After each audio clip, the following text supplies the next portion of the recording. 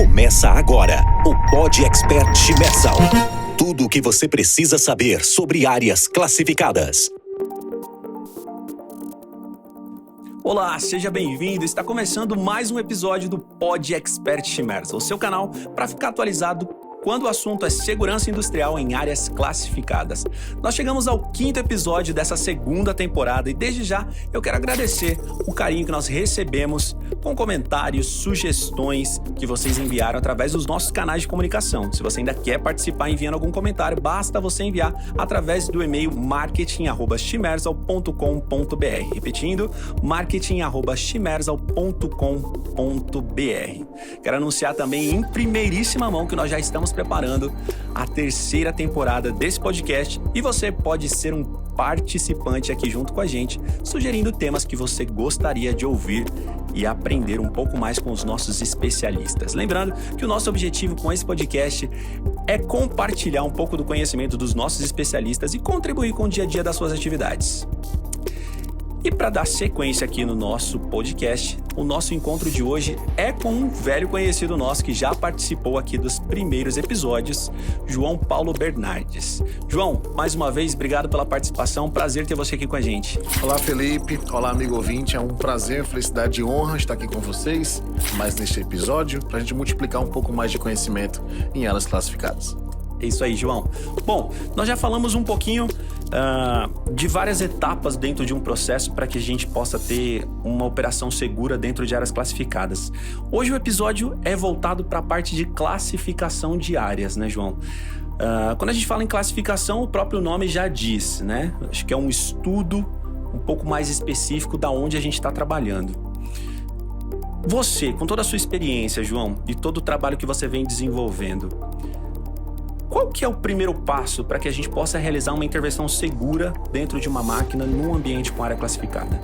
Felipe, esse tema em especial é de suma importância discutirmos porque é o que gera mais dúvidas e é o tema que eu recebo mais perguntas no dia a dia, porque é a parte que você vai adentrar uma área classificada para executar um tipo de intervenção.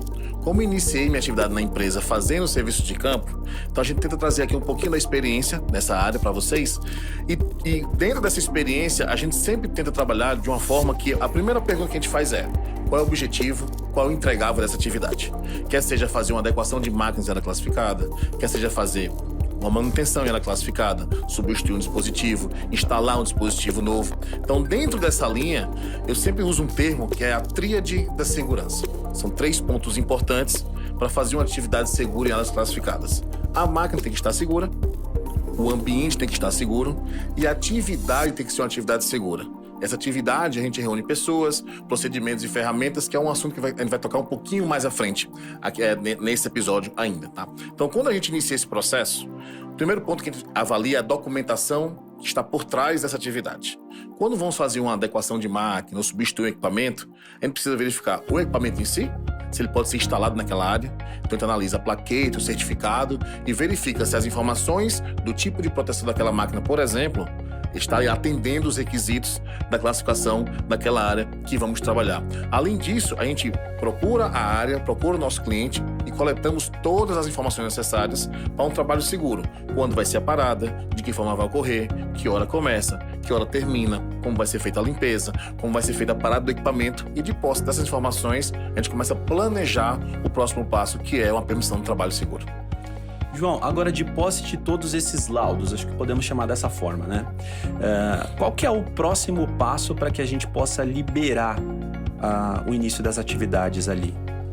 É feita uma análise? Como que é o processo? Perfeitamente. Após a análise da documentação, da parte do papel, a parte teórica do trabalho, nós vamos fazer uma parte muito importante que alguns times chamam de pré-work, alguns times chamam de safety day ou safety week, se levar mais de um dia.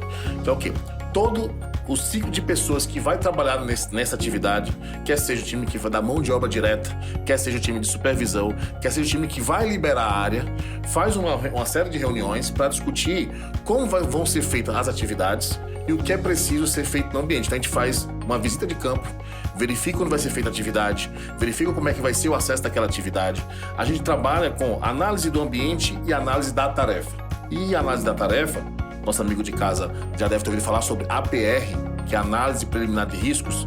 E não confundamos com análise de risco que falamos nos episódios 1 e 2, que está ligado à máquina.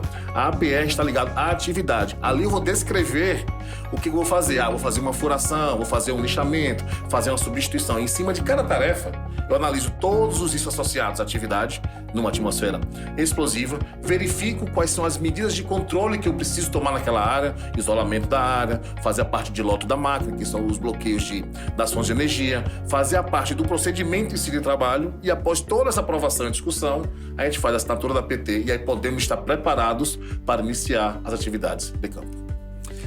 Ô João, e acho que fica todo mundo curioso, né? Após essa liberação do início das atividades, qual que é o próximo procedimento?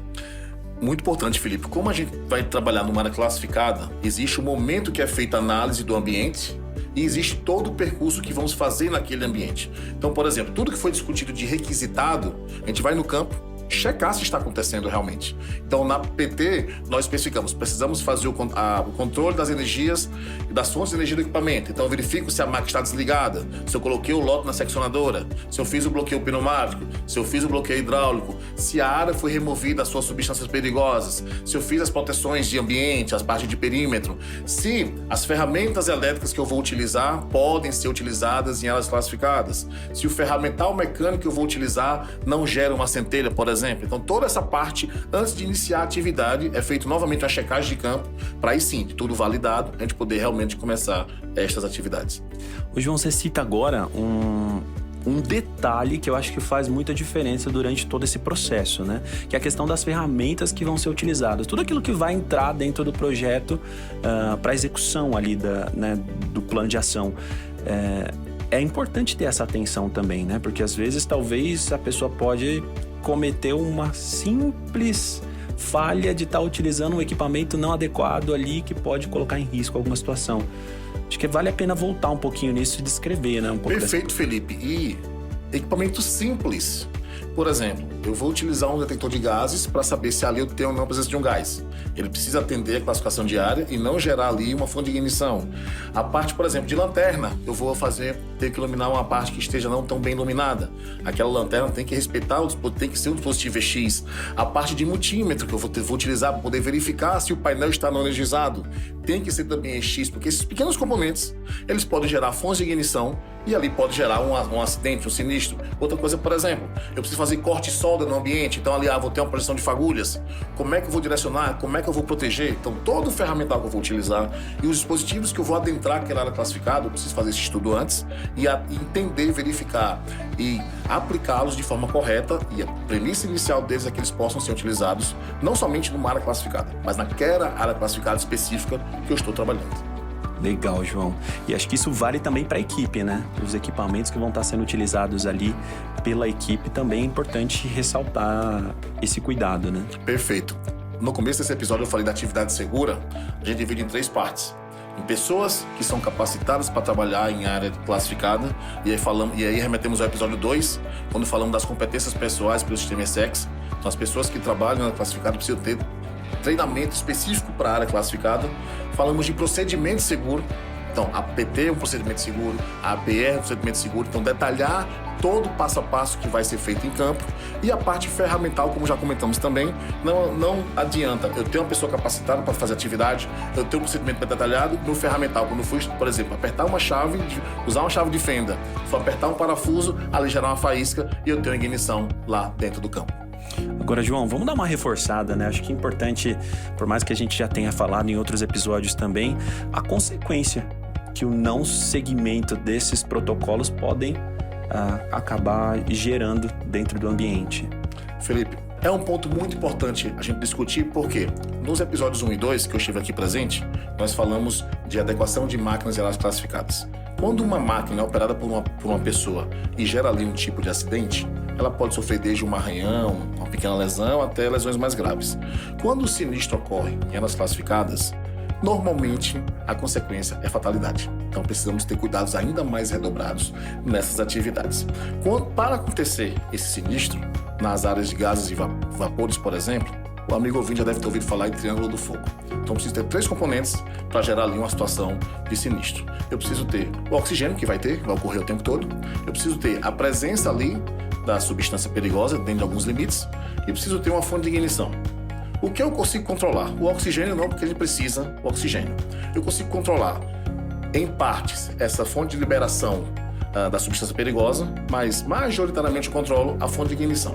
Então, o que a gente chama atenção? Existe uma série de riscos associados a essa atividade. Vou dar um exemplo. Falei lá atrás de fazer bloqueio de energia da máquina, bloqueio de pneumática, bloqueio de hidráulica e do processo. Mas pode ocorrer de um flange ter um vazamento, de uma válvula entrar em mau comportamento, de uma bomba entrar em mau comportamento e ali ter uma emissão da substância perigosa. Então, já vou ter o oxigênio e já vou ter a substância perigosa. O que eu consigo controlar do triângulo é a fonte de ignição. Então, quando vamos trabalhar com esse ponto, e são 13 fontes de ignição, quando vamos trabalhar, então, todo aquele processo que a gente tem conversado nesse episódio sobre trabalho seguro e ferramentas seguras, é para evitar esse tipo de surgimento ali na fonte de ignição. Qual o cuidado, por exemplo? Já vi algumas vezes de você fazer a medição da área com detecção de gases só no momento da PT, da permissão do trabalho. Só que é preciso estar ali o tempo todo. Porque durante todo o meu tempo dentro da área classificada, se em algum momento eu detectar ali, começar a detectar o gás, eu preciso parar minha atividade. Senão ele pode chegar num nível que eu vou ter o quê? O gás, vou ter ali o oxigênio, posso gerar uma fonte de ignição, por exemplo, vou usar uma lixadeira. Quando eu uso a lixadeira, que eu faço ali uma fagulha, a fagulha ali é uma fonte de ignição. Então, se acontecer dos 3 ocorrerem simultaneamente, eu posso gerar ali uma explosão. Então, controlar esse triângulo é fundamental para evitar ali um tipo de sinistro, e o que eu consigo controlar é a fonte de ignição. Então, são situações como essas que, além da detecção de gases em tempo real, que muitas pessoas aqui não entendem, que só fazem, não, fiz a análise inicial, tá tranquila a área. Não. Enquanto tiver pessoas ali naquela área, eu preciso ter uma pessoa, pelo menos, com a detecção de gases no ponto da atividade, para evitar surgir a fonte, o gás, eu já vou ter oxigênio, e eu preciso controlar também a fonte de ignição com ferramental adequado, procedimento adequado, para evitar ali que ocorra um sinistro na área. Sensacional, João. Obrigado pela aula mais uma vez. Tá aí a importância, né, pessoal, de você adquirir conhecimento para conseguir realizar as escolhas corretas aí para dentro das suas instalações. Quero lembrar que a Chimerzel é uma especialista em instalações elétricas para áreas classificadas e hoje nós contamos com um portfólio completo de soluções que garantem exatamente essa prevenção de fontes de ignição nesses ambientes. Além disso, a Chimerzel também presta serviços de consultoria, inspeção, classificação de área e projetos elétricos e mecânicos para ambientes com áreas classificadas. Você pode contar com um time de especialistas altamente capacitados e qualificados para entender um pouco mais da sua necessidade e com certeza encontrar a melhor alternativa para o seu negócio. Nós seguimos por aqui compartilhando esse conhecimento e contribuindo com você. Quero agradecer mais uma vez, João, a sua participação. Obrigado por estar aqui com a gente, compartilhar a sua experiência, um pouco do seu conhecimento. É um prazer sempre aprender com você. Felipe, eu que agradeço. Amigo ouvinte, agradeço o seu tempo conosco. Aguardo os próximos convites, próxima temporada. Estamos aqui sempre disponíveis para multiplicar conhecimento.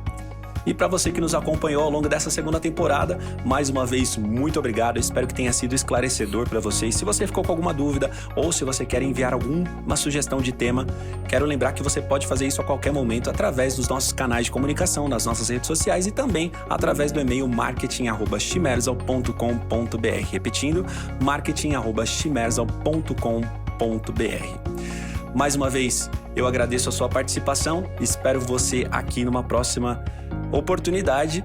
E se você ainda não assistiu a nossa primeira temporada, se você chegou agora, não deixe de maratonar aqui todos os episódios dessa segunda e também da primeira temporada que está disponível aqui no nosso canal. Muito obrigado pela participação e até a próxima. Pod Expert Chimerzel. Acompanhe nosso canal e fique por dentro de tudo sobre áreas classificadas.